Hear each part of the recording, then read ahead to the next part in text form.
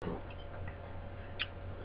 everyone, this is Bobby here, and I'm here to bring you a review of this week's episode of Game of Thrones with added information from the book. And just to make this note that if you haven't read the books, these videos will contain spoilers for you because I throw in information that has to do with the television series. But for those of you who just watched the television series, I will not spoil any information in the future for you.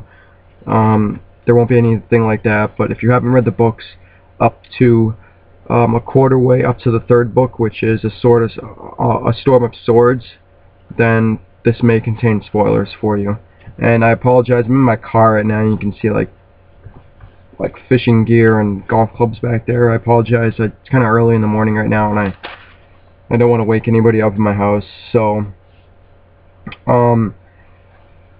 and I just want to say thank you to everybody that's been commenting and voting and viewing my videos. I really appreciate it. I'm actually quite surprised on how many people have viewed some of them. I think one of them might be up to 300 views or something, and that's way more than I expected, to be honest with you, when I started this out. So I really appreciate it, you guys.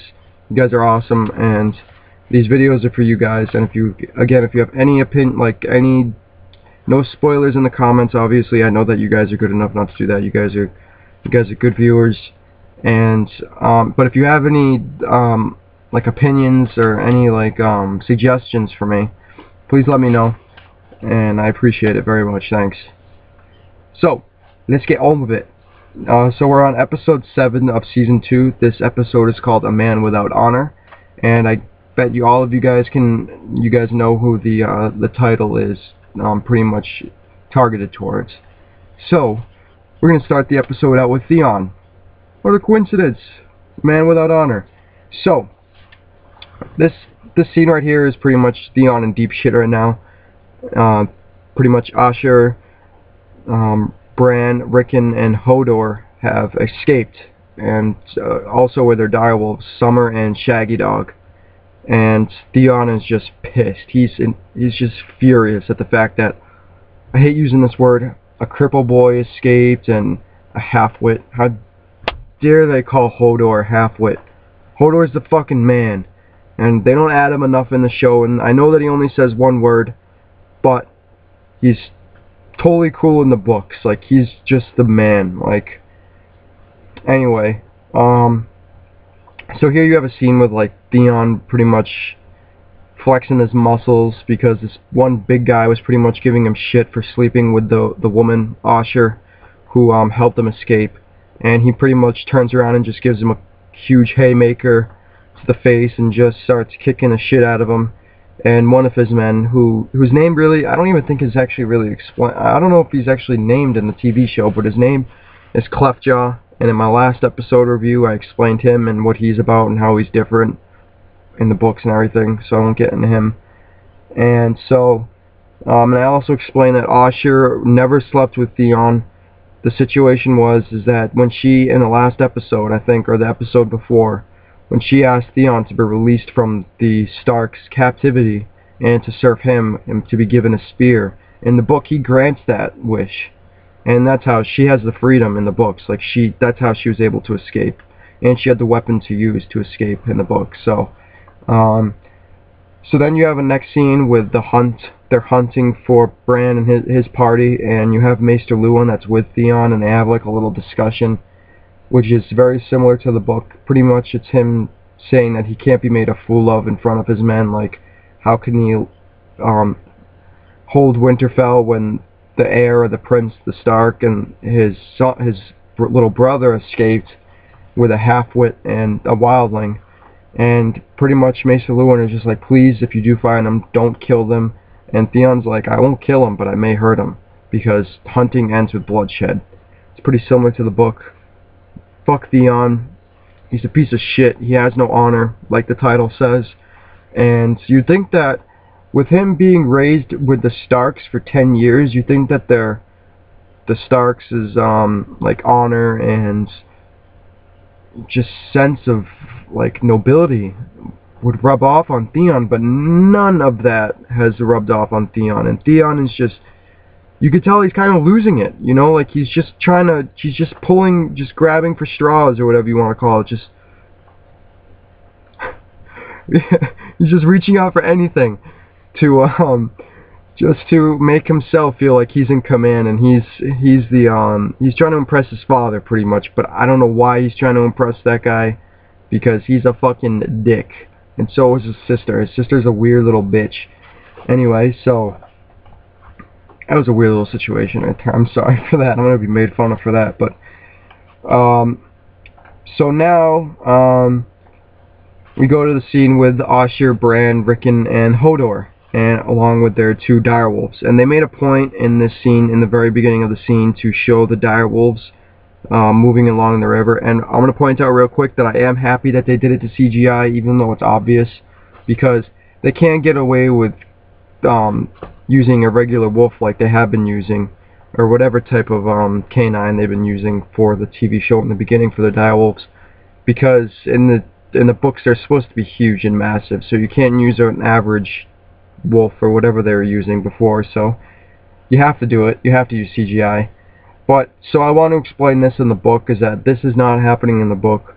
They escape in a different way. I'm not going to go too far into it, but what happens is that once Asher pretty much kills the guards that need to be killed to open up the wall and everything to escape, she gets Bran and Rickon out of their beds and gets Hodor and everything like that, and they go down into the crypts, the Winterfell crypts, where the rulers of Winterfell are laid to rest, which you see in the first episode with Ned Stark and Robert Baratheon visiting Ned's sister, Lyanna. And so what happens is that they wait down there, and what Rickon and Bran tell their direwolves is to go out, leave Winterfell, go into the woods, and pretty much just, I don't know how they do it, to say like go do this, do that, but that happened. They had their direwolves go out into the woods and pretty much make tracks and everything, so when they are followed by the hounds, that's what they're following, is the scent of the direwolves, while they stay in the crypts. They stayed in the crypts the whole time. And that's as far as I'm going to go with that. So that's a spoiler for the book, and I did warn you in the beginning, I think. But it doesn't ruin anything in the TV show for you, because that situation is coming past. So now we have, actually it ends off with Bran and all them stumbling upon a farm, and they know who owns it, but they don't want to go there, because if Theon stumbles across it, then he'll torture them for his whereabouts. So now we have a scene with Jon and Ygritte. Ygritte is the wildling that he's being held captive, and like I said in the past episode, is that Ygritte's not really being held captive by Jon.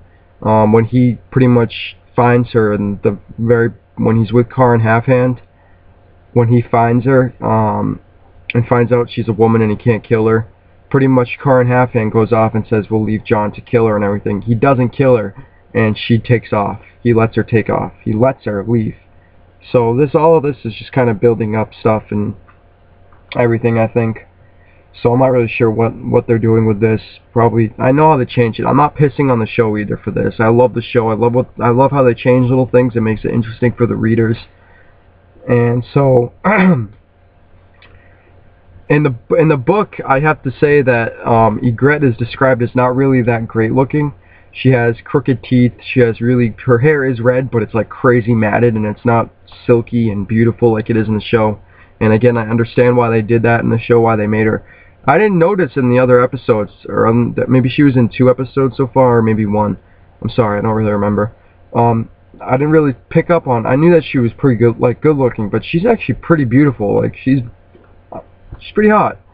So she's pretty much giving Jon crap about being a maiden, or a virgin, if you want to call it that. And you could tell that she wants Jon, and Jon is having some type of internal struggle with that, because he's a man of the Night's Watch, and you're not allowed to lay with a woman, but yet he's never done it before, and here is this beautiful woman in front of him that's, you know, like, you can kind of sense in the TV show, even if I haven't read the book, I would still say that in the TV show that Ygritte seems like she, if anything, she'll try to escape with any of her plans. I don't think that she would try to kill Jon, You know, like, because he had plenty of, I know that it was weakness and why he didn't, but anyway, I have to go on. I'm sorry. Each of my video reviews are 2 15-minute long videos, so I have to keep going.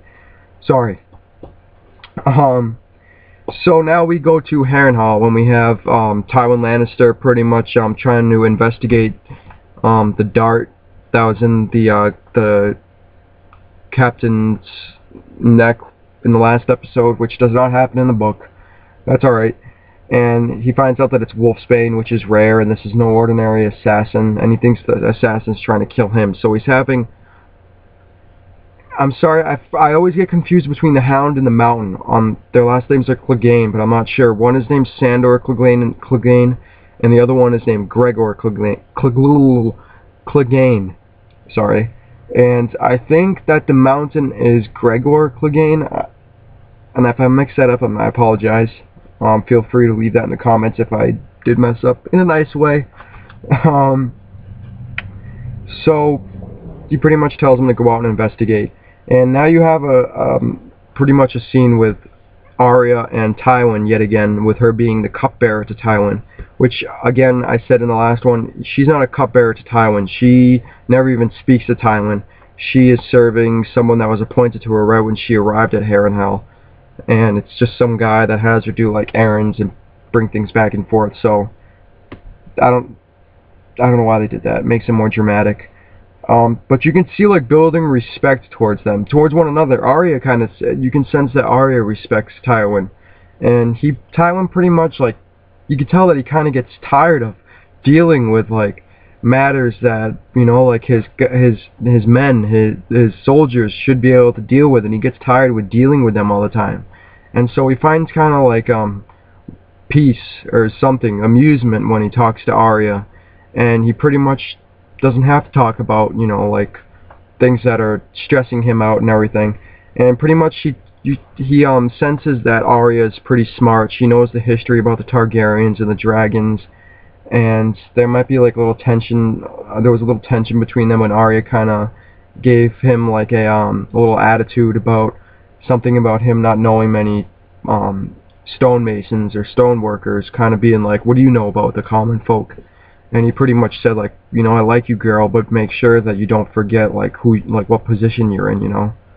So, but there is still respect. He has like a smirk on his face that he may not, I don't know if it's not trusting that he may have suspicions about her or something, but yet he still, I think, respects her. And that's a little cool little scene right there, you know, like, I like it. So now we have Sansa walking through the halls of the King's Landing, and she stumbles across the Hound. And pretty much she tries to thank him for rescuing her in the riot, and Sandor Clegane is like, I didn't rest, it wasn't hard, I was fighting rats, I was a hound fighting rats. And he's pretty much a dick to her, and she asks, why are you so mean?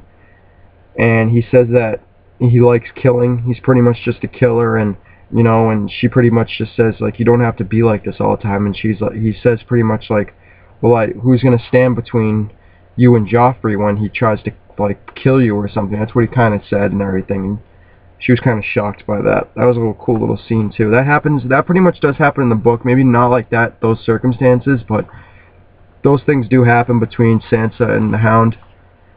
So now we have Daenerys. I hate Daenerys, and that's my opinion. I hate Daenerys, and I'm gonna do another rant on Daenerys soon. So now she's with Zora Zoan Daxos, the African gentleman.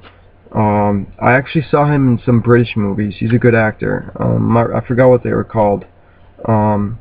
Rock and Roller, Guy Ritchie film. Great movie. Anyway, so Daenerys is being very cruel, like just being I'll say it, she's being a bitch. She's being like a little child, like stomping her foot. If she wants to go find her dragons, you go find your babies, like any other mother would do. If you're the mother of dragons, go find your children yourself. Don't order people around and give them attitude. It's not their fault that you weren't protecting your fucking children.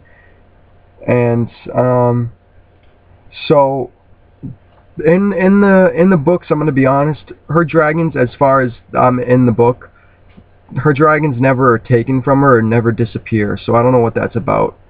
So continue with my next video on part 2, please. I really appreciate it, you guys.